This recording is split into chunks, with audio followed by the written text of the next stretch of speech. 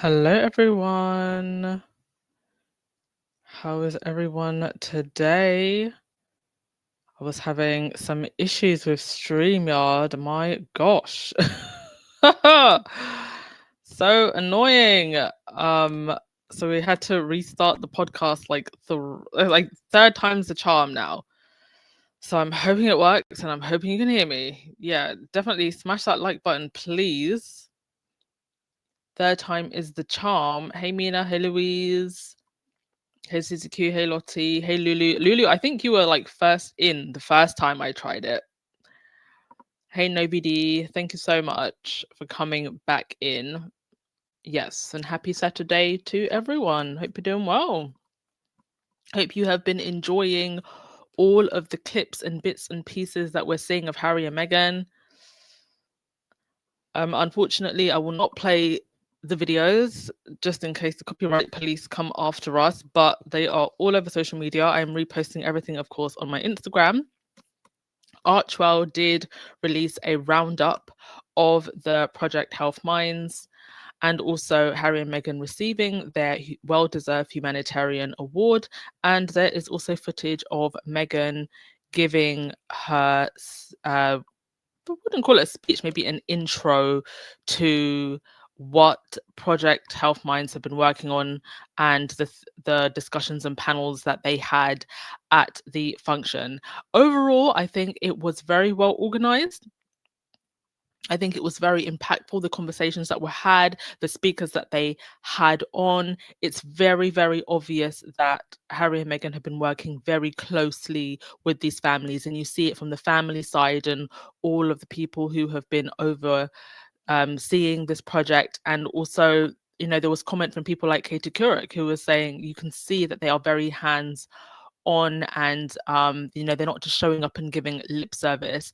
And I also got a sense that behind the scenes Harry and Meghan are in constant conversation with the affected families, and that this has become really a community between the families that are, you know, bereaved, and really putting the families at the center of this.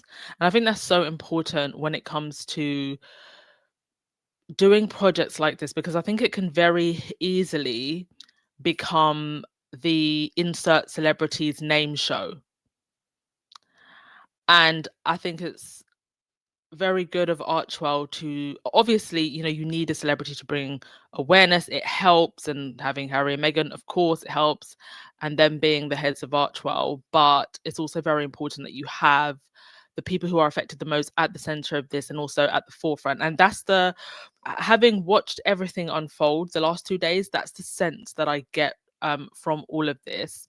And also the different professionals and experts that they are partnering with in order to push this initiative forward. So it's not just, oh, here we are and we showed up at this thing and we gave a couple of speeches. They are actually working with professionals in this space to create change. And I you know, foresee policies, laws being made, or at least conversations in front of lawmakers, so that we can enable, you know, a safer online environment, especially for kids.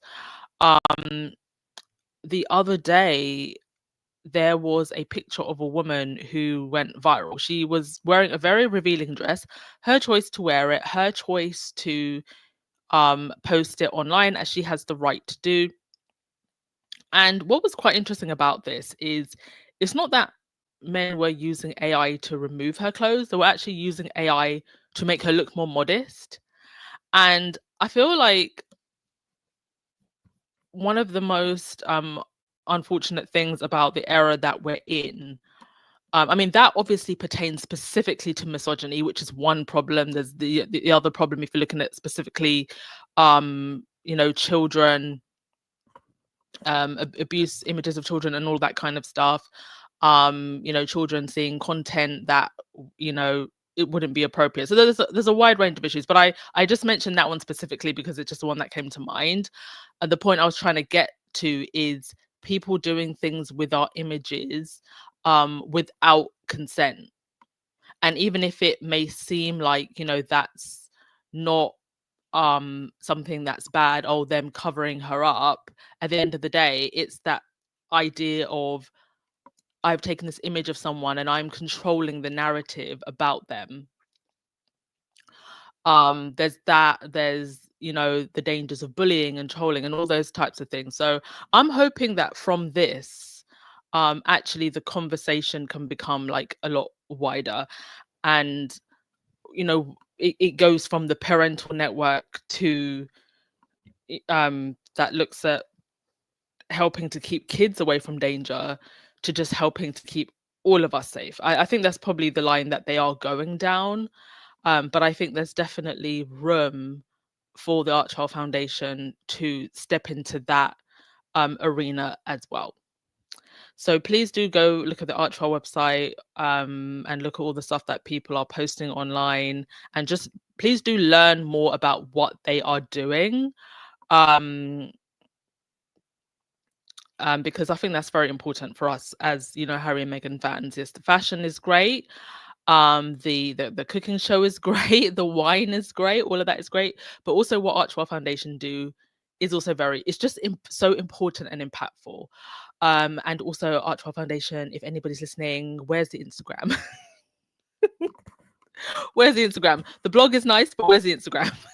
Because the fan base is kind of the Instagram right now, like sharing all the stuff.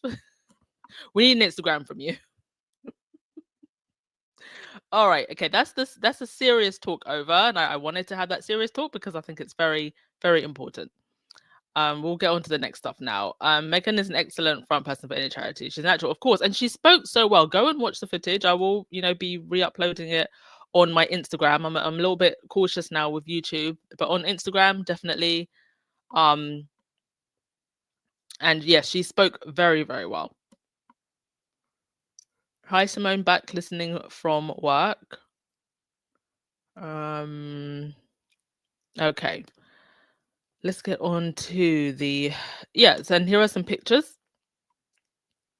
There they were sitting in the audience. Meghan wearing her signature, I believe that's Ralph Lauren shirt. I think she's worn that before. And I think she was wearing some earrings that she actually got from Ukraine. And her signature linen trousers. She loves to wear those. Looking very event appropriate. Yeah, this was Katie Couric saying they are not just giving it lip service, but getting to know these families, telling their stories, and helping to build a community around this issue. And that's something that Meghan actually mentioned in her speech about the way in which it became so obvious that these families didn't just need support individually, but they also needed a community to give each other support. Meghan also posted this from behind the scenes. Happy World Mental Health Day to the man who always keeps me laughing. Adorable. I love this picture. They were actually, I didn't know this, but they were both wearing matching Giorgio Armani. Sleek couple. Such a sleek couple. Like, if you aren't aiming for this, like, what is the point? Not that we have to wear Giorgio Armani, but you know, you can replicate this with H&M. Oh my god, that's so funny. H&M. We could replicate H&M by wearing budget H&M clothes.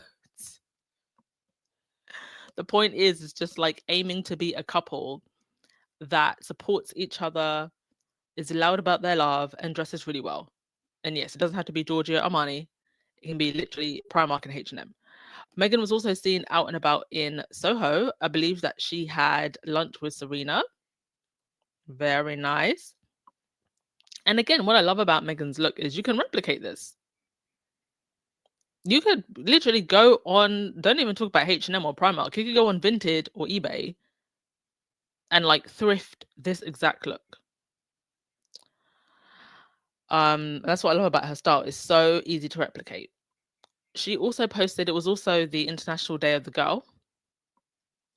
She posted this, a short video of Lily running across the lawn, and also her and Lily, who's gotten taller now. Lily's like half her mother's height with very long, straight ginger hair. Like, wow. She wrote in the caption, to all the girls, this world is yours. Do everything you can to protect your rights. Use your voice, support each other. We will do the same for you. It's your right and our responsibility. Go get them, girl. Happy International Day of the Girl. Amazing. And I love that they are hiding their children's faces. And again, I'm sure in their work with the Parents Network and the experts that they're working with in this space, they know the dangers of unfortunately putting your kids' faces out there. And especially these two children who have been targeted. And unfortunately, we are in the age of AI abuse images, and parents, have to be mindful of stuff like that. It's horrible. Like, I don't think we should have to, hide away just because some people want to be sick. But I think for children, at least, I think it's a good idea to, protect their identities. I personally, I don't think children's faces should be posted, whether you're the child of royalty or just the child of, normal people. And I'm glad that they're protecting their children in this way, because even now you've still got crazies who are just insane. I don't actually know if they're still in jail, but there were people who were jailed for calling Harry a race traitor because he had biracial children. So thank goodness these kids are just away from that, clearly just happy and living and as normal life as one possibly could with the parents that they have. All right. Next thing, just some more pictures from Harry and Meghan at their Project Minds event. Also, when they received their award, Harry actually gave the speech and Meghan was standing beside him, and it was actually the most confident I think I've heard Harry ever. And he's gotten better and better and better at his speeches. He said he struggled with confidence giving speeches in the past. I don't feel like he's ever struggled, but maybe how you perceive yourself is very different from what other people see. But I get a stronger air of confidence now than he ever has had, and having a woman like Meghan by his side, cheering him on definitely helps. Right. Was there any? Okay, now I think that's most of what I wanted to cover from Harry and Meghan's amazing feat in New York. Unless there's anything anybody else actually wanted to mention in the chat, we will get on to the next thing. But I will read your comments first. BJB Mill, you said, I saw Fumi reading your work on her show. That was so cool. Loved all the support between you guys. I think you're thinking of Rebecca, Duchess of Sussex on Instagram. People keep saying like Fumi reading my work. I think you're getting us mixed up, I think. My Instagram is Duchess of Success Official. And then there's Duchess _of _Sussex_. That's Rebecca's account. And Rebecca has a much bigger account than I do on Instagram. She has something like 500,000 followers, and she's only on Instagram. So yeah, that's who I think you're referring to. And Rebecca's amazing, by the way. I've met her in person. Let me tell you, squaddies are a good-looking bunch. She literally looks like a model. But she keeps her identity very private, and I respect that she keeps her identity private. But yeah, we're two different accounts.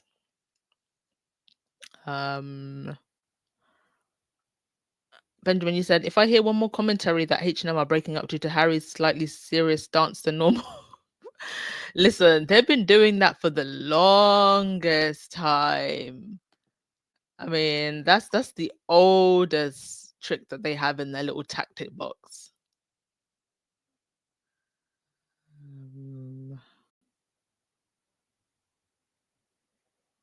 Benjamin, one of the best coordinated outfits. Yeah, the matching Giorgio Armani, amazing. Yeah, they complement each other so well.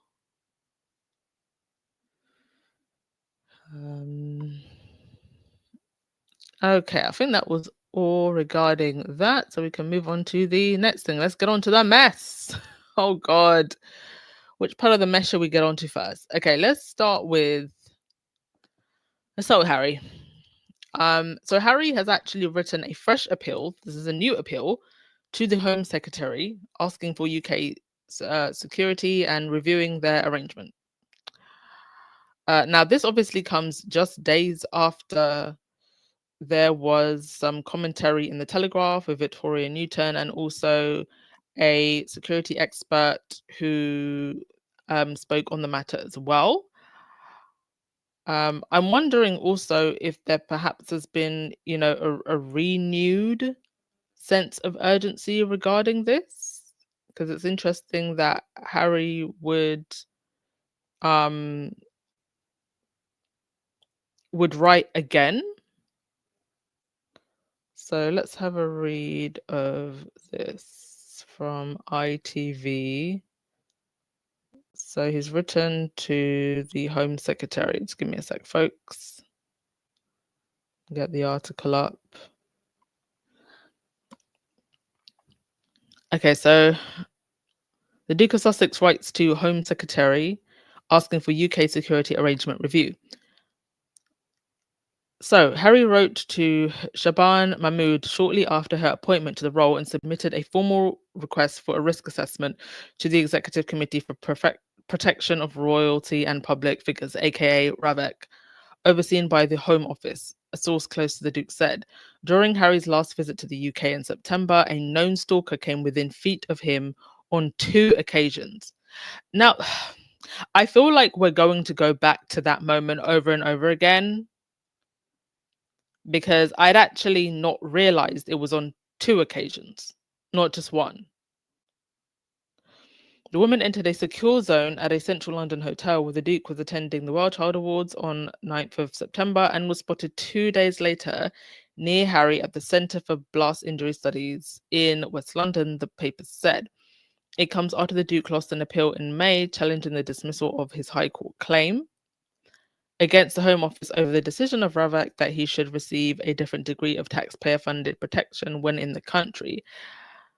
And, at one point, Harry was even offering to pay, and they said no. I don't personally think he should pay for his security. I've said this over and over again, actually. I don't think any of the royals should have to pay for security because it's a matter of national interest that you don't have some crazy that can get access to them or use them as collateral or use it as some kind of, hit and win. I've always said, even the royals who I don't like should just get security. Period. We don't have to pay for anything else. You go and work for your lifestyle. We don't need to be paying for that in 2025. But if there is a security risk to any public or political figure, they should get security. It shouldn't even be a question. A source close to Harry said the Duke's letter to Miss Mahmood was sent prior to the 2 incidences during his visit during his visit in September. Well, if this was prior, what happened when he came is just more evidence of why his security is needed. After losing the Court of Appeal challenge, the Duke said in a TV interview he can't see a world in which I would bring my wife and children back to the UK. Yeah, there you go. So Meghan isn't coming to Birmingham. I would be shocked if she came for Charles's funeral. Granted, Charles's funeral with all of those world leaders here would probably be the safest time and only time it would be safe for Meghan to come, because they wouldn't want an incident, during Charles's funeral. But outside of that, and I'd be very surprised if she did come. I don't see Meghan ever coming back without proper security. And even if she was given proper security, I don't think these people are trustworthy. With William as king, I don't think Meghan or the children are ever going to be safe in the UK, if you ask me. There's no, even if they granted Harry security tomorrow, I don't believe her or those kids are safe here. I think there's too many crazies. I think the establishment is not trustworthy. And I think once William is king, he's going to be crazy. He also said he would ask Prime Minister Sir Keir Starmer to step in. The 41-year-old told the BBC he would ask then Home Secretary Yvette Cooper to look at this very carefully and warn the royal family's power over security means it can be used to control family members. Yes. And you just know that he's also talking about the Wells' kids and the other minor members of the royal family. Like, Harry is actually trying to do good by his other family members and they can't see it. And even if they do, they're not going to speak up because they're all trapped, especially the minor royals like Sophie and Edward. What do they have outside of the royal institution? The legal challenge came after Harry and the Duchess of Sussex left the UK and first moved to Canada and then California after announcing they wanted to step back or as senior royals. In summary of the ruling, Judge Sir Geoffrey Voss said Robert's decision was understandable and perhaps predictable. The Duke said the Court of Appeal decision meant it is now impossible for him to bring Meghan and their children back to the UK safely. The Home Office has been contacted for comment. Oh dear. Yeah, this whole, to be honest, anytime I have to talk about this, it gives me the creeps. It makes me uncomfortable. I think of Diana, and I just think about just how truly just evil this all is. Because for what? Because you're just so incensed and you're so jealous, you would put your own family members at risk. Not only would you put your own family members at risk, you're creating a situation where you would cause public outrage. Peasants banging at the palace gates when Diana passed away, that wasn't enough for you to get the message and to do right by your family members.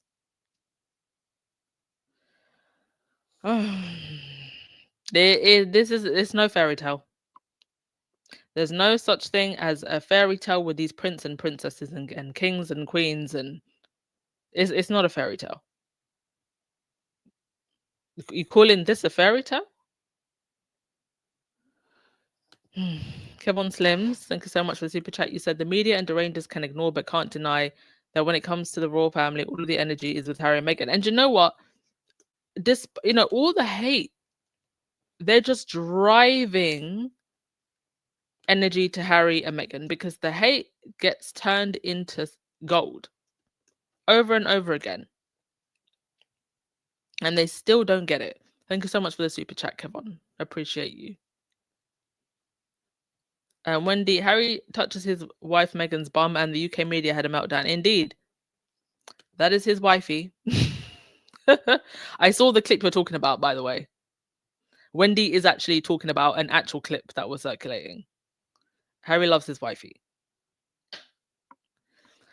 She's a cute. I don't know how Harry would trust these people. I don't know if he would, but I think it's good regardless that he is fighting for this, because if anything, in the end, it will show that there was a conscious and deliberate and consistent effort to deny Harry and his family of security and potentially put them in danger. And I think it's worth it for that at least.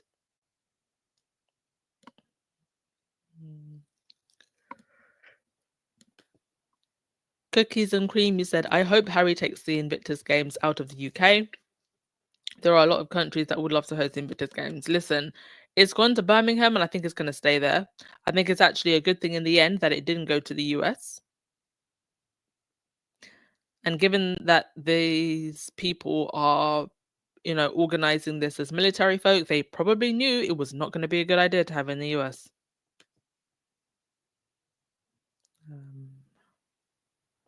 Lottie, I wonder if they caught the woman yet. I still don't believe it's a woman. I think it's a man wearing a wig. Well, unfortunately, because StreamYard was playing up, all of my old slides are gone. Otherwise, I'd put it back on the screen. But yeah, I mean, it's fishy. It wouldn't actually be hard to find her, to be honest. London is the most CCTV city on the planet.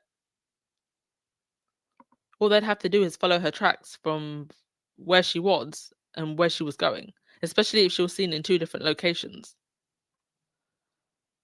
Uh,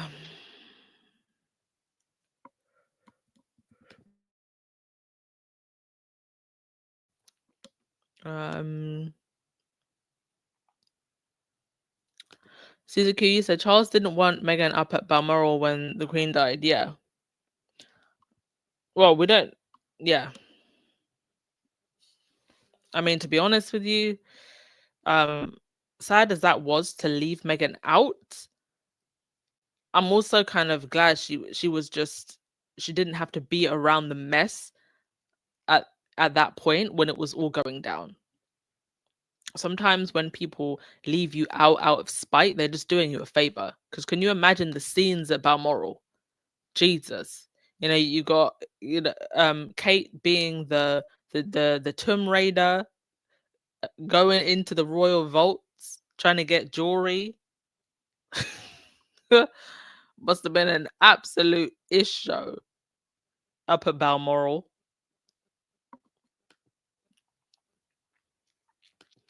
Alexander, I think a lot of the urgency may have to do with Invictus planning. Ideally, he should be on the ground in Birmingham to properly organise such a big international event. I mean, he doesn't have to be. Invictus has a whole board. And I think part of the appeal of having it in Birmingham was that Birmingham also held the Commonwealth Games. So the infrastructure is definitely there. And also the affordability, even for people coming from outside of Birmingham. Birmingham's a very affordable city also. It's not as expensive as London. So I can see why on so many it's also very easy to navigate, infrastructure, all those things, accommodation for people. I can see why it was considered.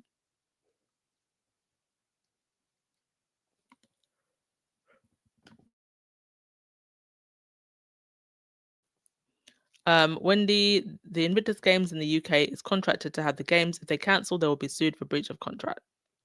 Well, I don't know what the conditions are, but I'll just say for sure it will be inconvenient and disappointing for everybody who was, planning and all that stuff. All right, let's look at the next story. Charles. I'm going to read this article from Celebrity. Now it's interesting. Harry did make an interesting comment. Well, he's made two interesting comments. One in the Guardian special that they did recently when he went to Ukraine, and he said, he talked about spending time with his father, and another comment that he made about, not knowing how was along the lines of not knowing how long his father had. So we've definitely, I personally take that as some kind of, clue as to the fact that maybe Charles may not have long. And it seems like other people have, taken it in the same way. Thank you so much, Lydia Barber, for the super sticker. Much appreciated. Thank you, Lydia Barber. So this is from Celebrity. Last night in London, King Charles and Prince William stepped out for a rare joint appearance at the pre-COP30 event at the Natural History Museum. I mean, it was so interesting to me that William and Charles showed up together. They were actually in the same car. They showed up together. So that was interesting and different. Barely seen together at events. Camilla, nowhere to be seen. Camilla has been very MIA, to be honest. I wonder if she is also having health issues. Kate, MIA. She wasn't with William. So it was Charles and William. I covered it separately, analysing the messaging behind Scent and talking about William's plans to travel to Brazil next month. I mentioned that Charles looked like hell at the event. He seemed perky enough at Windsor Castle last month when he hosted the Trumps for their state visit, but Charles had a very busy summer overall, and you can tell just by looking at him that he's not well rested or in the best of health. Well, in his Royalist Substack, Tom Sykes wrote about Charles's appearance, weight loss, and the palace cover-up over the king's health. Here are some highlights. Now, let me also remind you that Sykes, I do believe, is trying to forge this new path of him for himself as the royal reporter gone rogue. So just bear that in mind, and please do not actually go and read his Substack. I will cover any parts that I feel are important here, and we can otherwise just not give him any clicks. Thank you so much, Lottie, for the super sticker. Much appreciated. So, Sykes' horror at Charles's appearance. He says, I was horrified by photographs that have emerged in the last few hours of the King at a joint engagement with his son, the Prince of Wales, in London for the COP30 climate summit. It's impossible to look at these images without seeing how much Charles's health has declined. The man's suit is falling off of him. The palace line tonight is that he would have gone to Brazil if his schedule allowed. But the truth is, as these astonishing new images attest, that his illness is taking a heavier toll than the institution wants to admit. The Orwellian propaganda over King Charles's health. Charles has shown extraordinary courage. He has been an example to millions living with cancer, proving that one can keep working, engaging, and enjoying life. In many ways, nothing has animated him more than doing his job of being king. But the attempt to play down the severity of his condition is becoming totally unsustainable. As I have noted before, the BBC and the mainstream British media have been compliant to the palace's Orwellian Ministry of Truth-style counterfactual agenda. It's not just cowardice, they are bound by privacy laws that emerged from the Leveson inquiry. Under those rules, the media cannot publish details of someone's health without consent. A senior editor once explained to me that even if they knew the king had bladder cancer, he does not, they could not report it. Charles tires easily. The intelligence I am getting from sources close to the king is that he remains intellectually sharp and full of enthusiasm, but tires quickly. He's said to sleep far more than he used to. Friends describe him as still brilliant but exhausted. The family, especially Camilla, is deeply worried. She herself, I'm told, has had health problems that have made this year especially difficult. According to Tom Sykes, they pump him on steroids. Still, there has been no question of giving up. The foreign tours to Samoa and Australia went ahead, the grueling domestic day trips, the state dinners, the late night outings, the ballet and theatre appearances. Demise planning. The palace, meanwhile, is quietly engaged in what it calls demise planning. The funeral arrangements have been, as one would expect, refreshed. Those of us whose reading extends beyond the work of the Royal Rota know, for example, that Meghan and Harry will not be excluded. In fact, they will be invited to play a prominent role when the day comes. Why it's important to talk about Charles's health. This all underscores a point I've made before. Discussing the death of the king is a legitimate matter of public interest. The hereditary principle demands it, and now that Charles has told us he has cancer and his aides have admitted it is incurable, it is frankly an insult to intelligence to try and suppress reporting of it. Charles himself, his condition, his morality is the key to understanding everything that is happening in the royal family right now.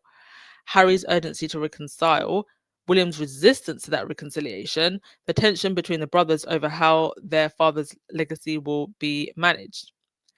And the other royals are thinking about Scooter King's reign as well. Scooter King, that would be William.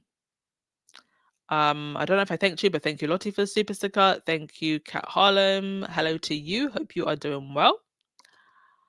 Camilla, tolerated by William for stability but never loved, faces the classic dowager questions: what house, what purse, what power? That in turn helps explain the pressure on Prince Andrew to vacate Royal Lodge.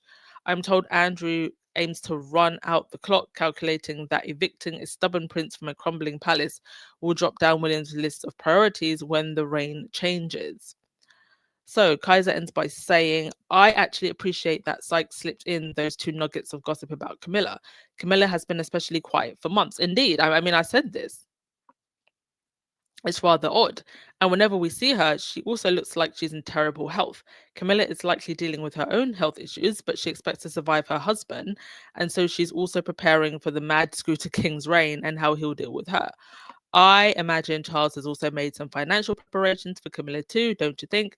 The Dowager Queen Consort is going to shuffle off to Ray Mill, and that will be that. I also agree with Sykes that everything being done by Harry, William, Camilla, and the rest of the family should be seen through the prism of Charles's worsening condition. Sykes also went off the old tangent about Harry wanting to make a deal with Charles before it's too late. I didn't include it in these experts because it's stupid. It never occurs to these royalists that Harry simply wants to reconcile with his father because despite everything, Harry just loves his dad and wants to spend time with Charles before the end. Yes. They never really think about that. Harry is the only one putting a time frame on it too. He seemed to indicate to the Guardian that he believes Charles really only has a year left. Yeah. That's what I got from Harry's comments as well. Oh gosh. Sorry guys, like something just something just spilled over in my kitchen. It sounded like the pots were like falling or something. Scared me for a moment. All right. That's the end of that article. Thank you also again to Kevin Sims. Nobody is going to respect William as king. I don't think so. I mean, riding around on scooters on Windsor Castle grounds. Are you for real? I mean, we saw how quickly things started to deteriorate after the Queen passed. Now, how bad do you think things are going to be when Charles is gone? All I can say is that I'm glad Harry and Meghan are out of the way. Let William be the mad king that he wants to be.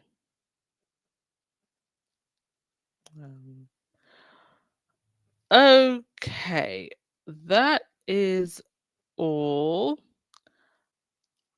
I'm gonna go see what fairy gremlin knocked over the pots and pans in my kitchen. Oh, actually, yes, I actually did have one more thing. I actually forgot about this. I probably should have actually mentioned this at the beginning of the podcast. Okay, before we log off. Obviously, Harry and Meghan have got this whole thing with the parent network going on in their work around social media and our mental health and social media. And it just seems like, I mean, I feel like we've had this conversation a million times before, the whole thing about copying, mirroring, monitoring spirit behavior of the other royals. But here you have William apparently crying his eyes out after a call with someone whose family member was lost to Esseicide.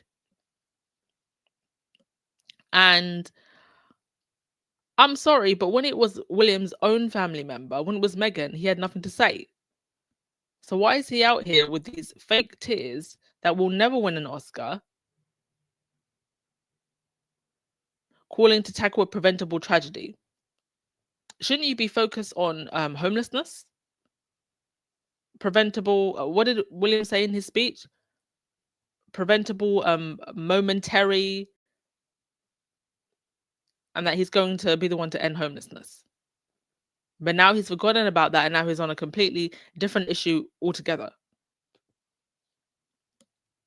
The same guy who called his mother paranoid, by the way. Same guy who's in bed with Rupert Murdoch. Guess he doesn't have a choice. Well, he does have a choice. But freeing himself from the likes of Rupert Murdoch would mean facing up to some truths that I'm sure he wants hidden from the public forever. But I just found this so insulting. Now you have him doing this interview where he's all crying while listening to this tragic story. You had Kate co-writing with someone this article about safety and online. They literally just copy everything. Incredibly sad.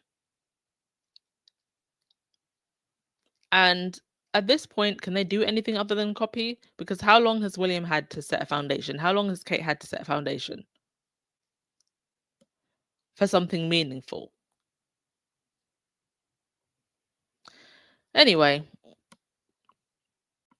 you can try to replicate something or someone, but if you don't have what they have inside, it's that authenticity, right? It's that aura. You can't mimic that.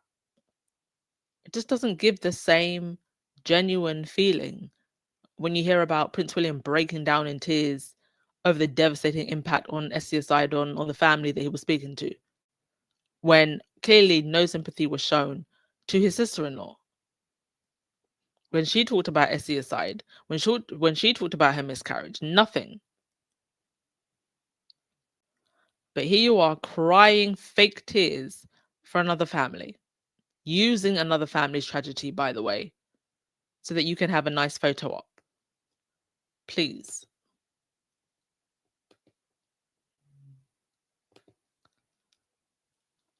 When Gwendolyn, you said someone needs to kick William in the A double snakes for being stupid. Indeed. Lightside, hey Lightside. I don't believe he cried. My cat says it's AI and I don't even have a cat. Oh gosh. They put some eye drops in them eyes.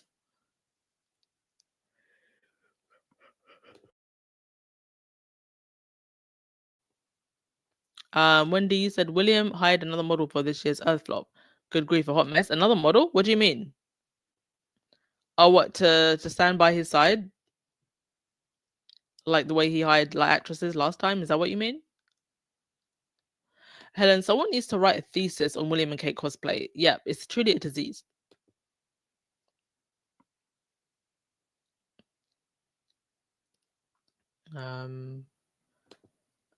Why would you say the Invictus Games wouldn't be safe in the US? It's just it's not the right time, and they wanted to have it in Washington as well.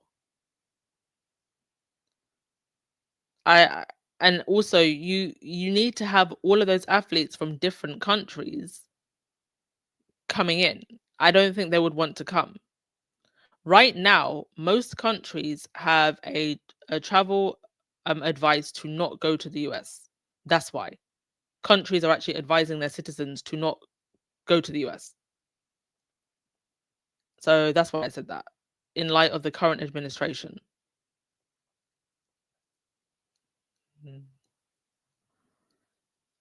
Okay. I think I will end things there. Thank you so much, folks, as always. Appreciate you. Sorry we had a few glitches at the beginning, but we got there in the end. Third time was a charm. And I will see you tomorrow. Ciao.